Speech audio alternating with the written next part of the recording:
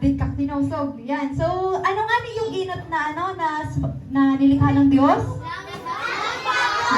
Langit at lupa, natandaan nila. At sa masunod naman, nilikha ng Diyos ang lupa, karagatan, at lahat ng uri ng mga hayop. So, ayan. Ano nakikita nyo dito sa larawan? Hipon. Ano pa?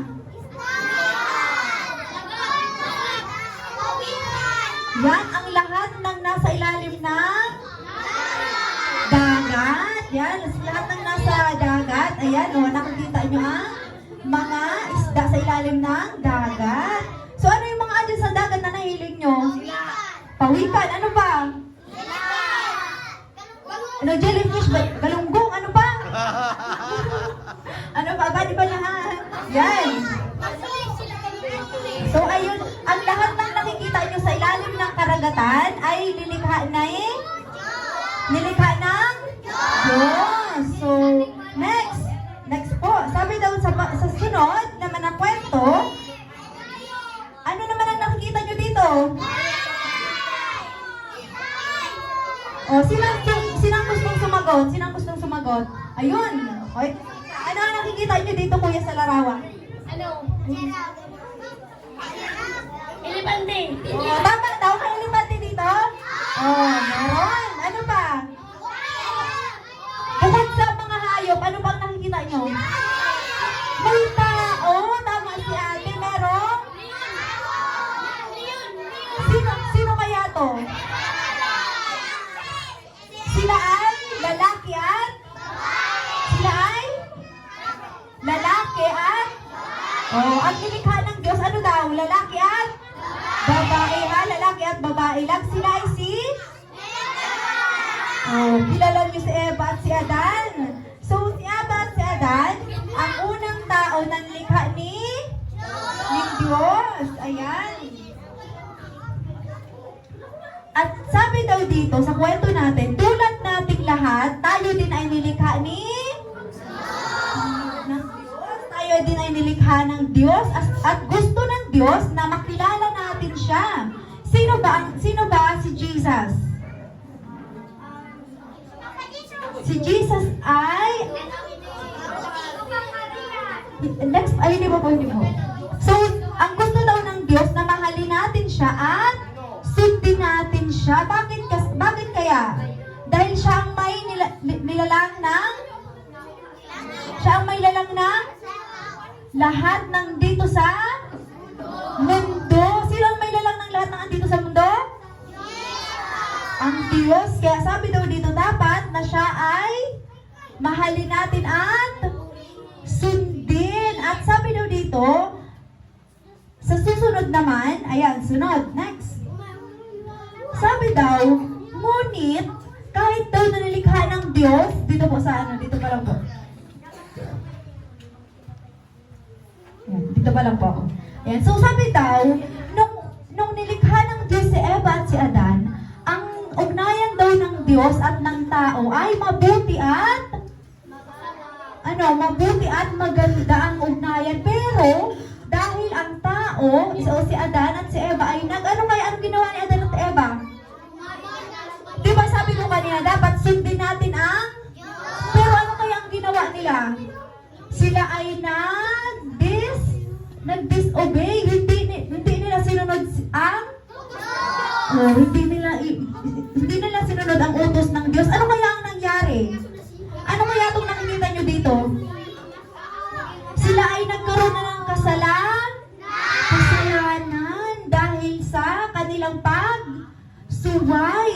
So, ang ibig sabihin ng kasalanan ay, gayahin nyo si Ate Daisy ha. Sabi daw, ang ibig sabihin ng kasalanan ay, ganito, sundin nyo ako ha, yung gagawin kong action kung anong ibig sabihin ng kasalanan. Sabi daw, ang kasalanan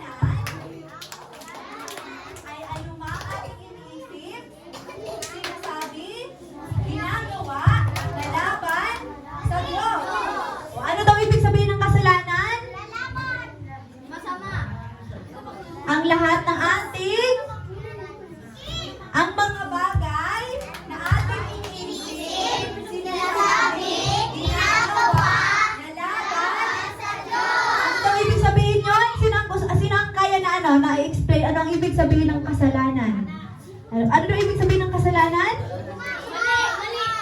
Ganito yung action, dapat with action. Ang ibig sabihin ng kasalanan ay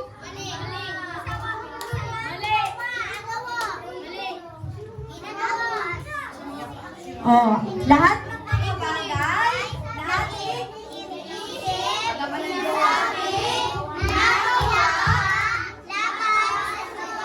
sino ang makakagawa ng ibig sabihin ng kasalanan? Si Kuya daw, tara Kuya.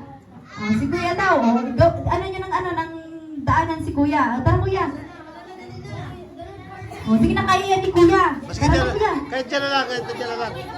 Diyan ka na lang. Dyan, sino pa yung gusto? Bukod kay Kuya. Ano daw ang ibig sabihin ng kasalanan? Tayo ka na, tayo. Sabi mo ikaw. Sige na dyan na kahit na ano. Actually ko na lang Kuya. Sige na, tayo na ikaw dyan. Sige na. Si ate daw na naka-vlog. Tara ate. Dito ikaw ate sa tabi ko ate. Ay, dyan na lang. Sino yung kaya na, ano yun? Ganito, sabi daw, ang ibig sabihin ng kasalanan ay anumang bagay natin iniisip, sinasabi, ginagawa, laban sa Diyos. Mahirap ba? Hindi, madali lang. So, sino ang kaya? Hindi mo pa. Siya talaga. Sabi niya, siya talaga. Sabi niya ako. Hoy, pag daikin ka, buong sabi mo, ikaw na. Sige na, sinulog na. Sige, si Kuya. Tara. Sige na, sabi mo, aikin. Sige na. Sige na, tinlog na. Yun na, tinlog na. Kayo, Kuya? Para aikin. Sino? Sino yung kaya? Ano nga ibig sabihin ng kasalanan? Isa pa nga. 1, 2, 3. Ano ang bagay na ating iniisip, sinasabi, ginagawa, na laban sa Diyos? Ganun lang naman kasimple. Sino pa ang kaya? Ikaw na. Tayo. Sino? Sino ang gusto mag-ano yun? Kung ano ibig sabihin ng kasalanan? Meron ba? Sabay-sabay nga, hindi nga ako mag-action, sabay-sabay kayo. 1, 2, 3. Ang kasalanan ay anumang bagay na ating iniisip, sinasabi, ginagawa, na laban sa Diyos. Ano daw yon? Ano daw yon? Ano daw yon? Kasalanan. So, ibig sabihin, lahat na ating iniisip, sinasabi at ginagawa na hindi ayon sa Diyos ay kasalanan. So, yun ang ginagawa ni Eva at ni Adan. Kaya naman dito, ano kaya itong mga ginagawa dito sa larawan? Gaano to? Nang agaw ng laruan. Ano ba to?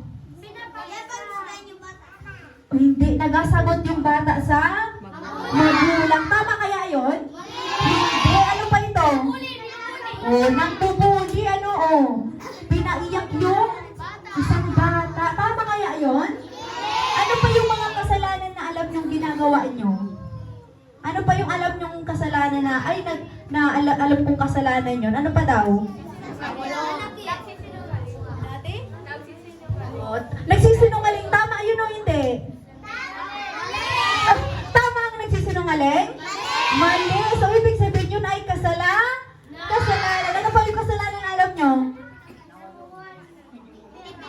Nangunguha ng ano kuya? Nangunguha daw ng pera, nagakupit. Sino dito nagakupit? Ay, hala. Alam niyo ni Jesus pag nangupit uday. Sino lang ako dyan? Sino? Ano pang kasalanan ang alam nyo? Nananakit daw. Ano kaya yun? Nagsusuntok? Nagsisiko? Ay, hala. Pagkakawat na, napipikon. Kaya nasusuntok. Ay, hala. Tama daw ito? Mali, ano pa? Ibu ako niya. Nangunguna. Tama daw yung nagmumura? Hindi! So, magmumura pa ba kayo? Hindi! Sigurado? Naririnig kayo ni Jesus. Ano daw ang pagmumura ay? Masama ang pagmumura. Magmumura pa ba? Hindi! Narinig kayo ni Jesus na naghindi kayo ha. Hindi na tayo magmumura kasi yun ay? Masama. Tama. Ayan. So, yun ay ayaw ni? Ayaw ni Jesus ng na nagmumura. Next, sabi daw naman sa susunod nating kwento, ayan, ano naman kaya ang nangyari dyan? Kapag tayo ay gumagawa ng mabuti, si Jesus ay? Si Jesus ay? Masaya. Sino na, kahit sa magulang natin, kapag tayo ba ay nagpapasaway sa magulang natin, sila ay nasisiyan o hindi? Hindi. So, katulad ng magulang natin, ganun din si Jesus. Kapag tayo ay gumagawa ng mabuti, si Jesus ay natutuwa. Ganun din sa ating mga magulang. So, dapat tayo ay maging masunurin. Ayan. Masunurin ba kayo? Sigurado? Ay, hindi raw. Ayan, nagkakabukingan na. Ayan, kung masunurin o hindi sa magulang. So, sabi daw na dito, sinabi naman sa Roma, sabihin nyo nga, Roma? 3:23. Sapagkat ang lahat ay nagkasala at walang sinuman ang nakarating sa pamantayan ng Diyos. Ganito ang action niya. So, dapat may makakuha na nito ha. Ano nga ang sabi ko kanina? Roma? 3? Pag sinabi natin yung aklat, Roma 3:23. Sige nga, 1, 2, 3. Sapagkat ang lahat ay nagkasala. Walang sinuman nakarating sa pamantayan ng Diyos. Ulit, 1, 2, 3. Roma 3:23. Sapagkat ang lahat ay nagkasala at walang sinuman nakarating sa pamantayan ng Diyos. Sino ang kaya? Tuturuan niya Ate Daisy. Sino ang gusto? Ano daw ang sinasabi sa Roma 3:23? Sapagkat ang lahat ay nagkasala at walang sinuman ang nakarating sa pamantayan. Again, sabay-sabay nga. 1, 2, 3, go. Pwede bang tumayo? Tumayo tayo. Dali, para maka-action ng maayos. Yan, sige, tayo tayong lahat. Yan, sige. Tayo tayong lahat. Tayo. 1, 2, 3, 4. Hala, may pilay ba dito? Wala. So, gusto nyo bang mapilay? Hindi. Kaya tayo tayong lahat. Ayan. So, sabi daw, ulit. 1, 2, 3. Roma. Sapagkat ang lahat ay nagkasala at walang sinuman ang nakarating sa pamantayan ng Diyos.